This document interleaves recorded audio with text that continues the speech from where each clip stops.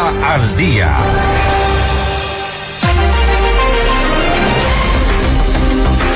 Son las 6 de la mañana con 44 minutos, con 84 votos a favor, 46 en contra, 1 en blanco y 10 abstenciones.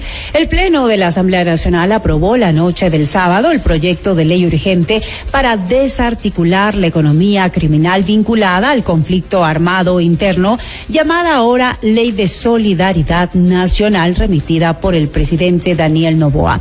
A esta hora nos acompaña Diego Pérez, experto en seguridad, y le vamos a consultar cómo puede ayudar esta ley para combatir las economías criminales. Buenos días, Diego. Gracias por acompañarnos en Notimundo al Día.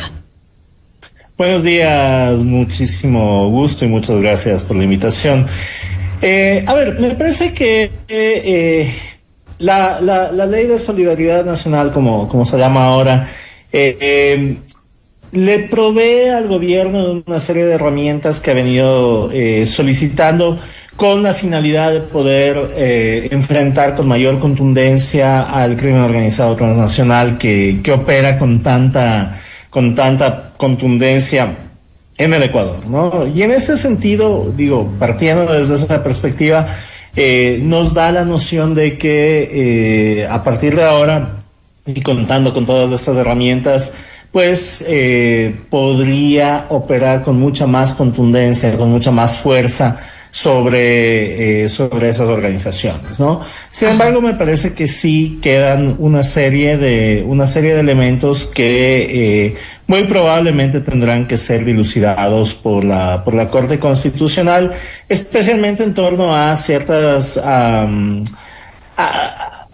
disposiciones que se contenían dentro de la ley y que por lo menos causaban dudas con respecto a las nociones del debido proceso y demás, ¿no? Ahora, Diego, sí, hay algunos puntos cruciales que sería importante analizar. Por ejemplo, el indulto de forma diferida precisamente a los policías y militares, es decir, después de que exista una sentencia.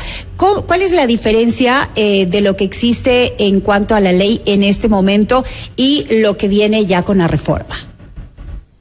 A ver, lo que tenemos actualmente es que el indulto se concede una vez que existe una sentencia ejecutoriada, ¿no?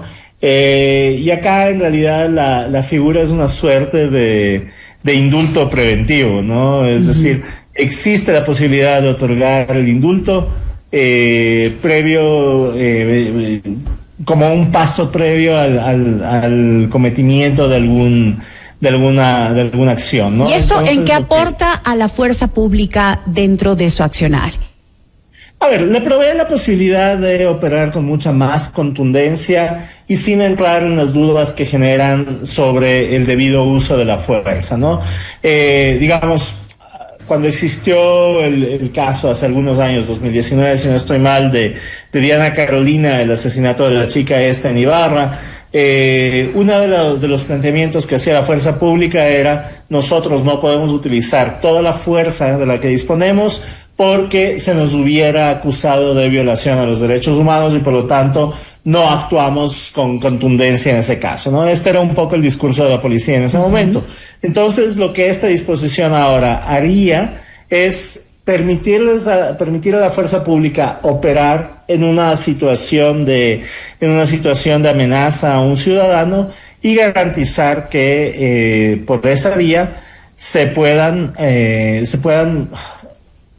actuar, se puedan contener las acciones del crimen organizado sin que necesariamente los funcionarios públicos, los servidores de la policía, de las Fuerzas Armadas, caigan en un caso de violación de derechos humanos. Ahora vamos con el tema de la tabla de consumo de drogas. Fue un tema que se analizó muchísimo y se debatió muchísimo dentro de la campaña electoral. Bueno, nuevamente pues sale a la palestra pública, nuevamente se ve la necesidad de esta tabla de consumo, pero con ciertos ajustes. ¿Qué hay con respecto a ello? A ver, me parece que el tema de la tabla de consumo entró siempre en la discusión de la política pública del Ecuador, como si es que el origen del problema del narcotráfico se centrara allí. Desde mi perspectiva, acá se perdió la visión del problema de la droga como un problema de salud pública. Eso, sin embargo, sí coincide con un problema de microtráfico que se había incrementado y, digamos, por la vía de esta disposición o de esta serie de disposiciones, en realidad, se garantizaría reducir la contundencia de esto, ¿no? Que ha sido siempre la esencia atrás de la tabla de drogas. Ha habido discusión sobre cuál es la cifra de oro, digamos, cuál es la cifra permitida en esa tabla, y hemos pasado de visiones de tolerancia cero a visiones en las que el planteamiento de la tabla justamente garantiza trazar una línea divisoria entre qué sería una cantidad de drogas, cuál sería una cantidad de drogas para consumo personal. ¿En esta nueva ley habría ajustes en cuanto al nivel de tolerancia?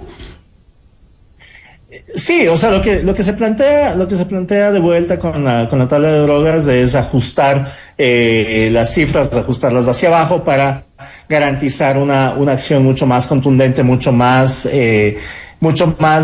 fuerte en cuanto a la posibilidad de detener personas que están traficando drogas, ¿cierto? Ahora, hay que recordar que al inicio del gobierno, el presidente Noboa sí eliminó la tabla de drogas, pero necesitaba ampararse en una disposición legal porque esta constaba también en la ley, ¿no? En la ley una ley de drogas. Entonces, esta disposición lo que haría es eliminar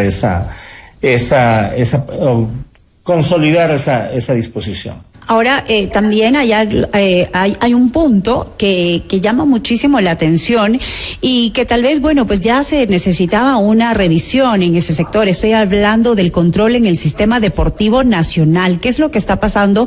Que genera ya alarma y que genera también esta necesidad de incluirlo en la ley. Sí, a ver.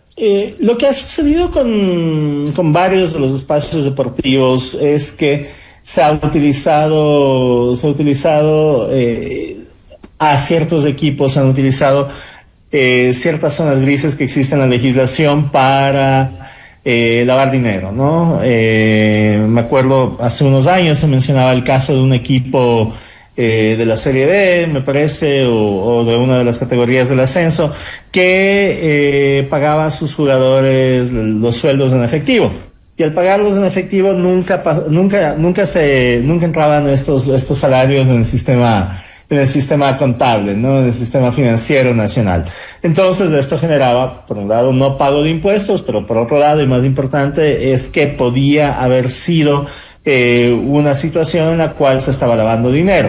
El lavado de dinero, para ponerlo en simple, y hay que recordar, es simplemente utilizar dinero que viene de actividades ilícitas y canalizarlo en una vía lícita, ¿no? Entonces, me parece que las disposiciones que se implementan acá garantizan justamente restringir esta posibilidad de uso de dinero de forma discrecional dentro de actividades deportivas, ¿no? Entonces, por esa vía, y me parece que es interesante, se garantiza, se fortalece el SRI, se garantiza reducir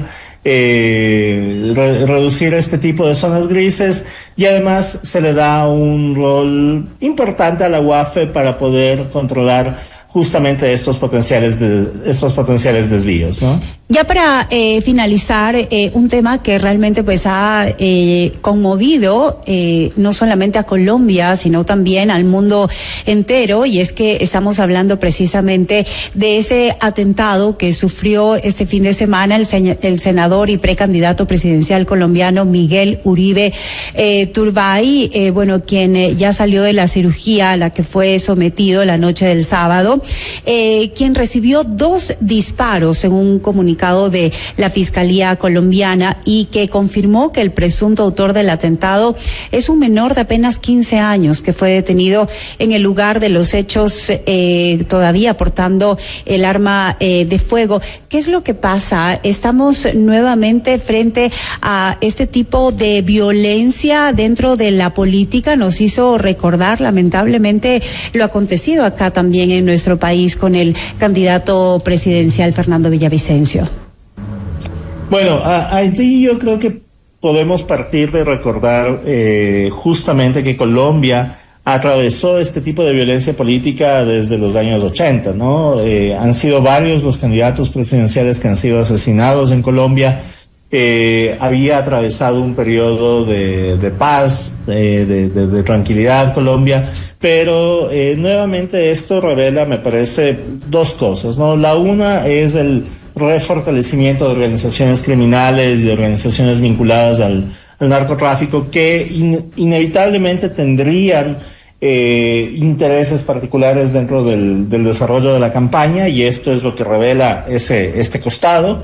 Y por otra parte, me parece que este atentado también pone de manifiesto una serie de tensiones políticas que se han venido gestando en Colombia, ¿no? Me parece que la llegada del presidente Petro generó una serie de problemas, de tensiones, y a partir de decisiones que se tomaron allí, me parece que se abrió una puerta importante para que este tipo de organizaciones vuelvan a actuar de esta manera. Y para ponerlo en términos simples, me parecería que se han elevado las apuestas, se han elevado las posibilidades para que estas organizaciones puedan actuar bajo la presunción de la impunidad, ¿no? Es muy grave lo de Colombia, y me parece que el Ecuador tiene que verlo con esos ojos de gravedad y tratar de fortalecer todo nuestro dispositivo de seguridad y de inteligencia para contener los desbordes que inevitablemente podrían llegar. Diego Pérez, experto en seguridad, queremos agradecerle por este importante diálogo mantenido aquí en Notimundo al día para nuestros oyentes de FM Mundo 98.1. Muchísimas gracias, Diego, que tenga un excelente día. Muchas gracias, igualmente, un buen día. Revisamos ahora información internacional.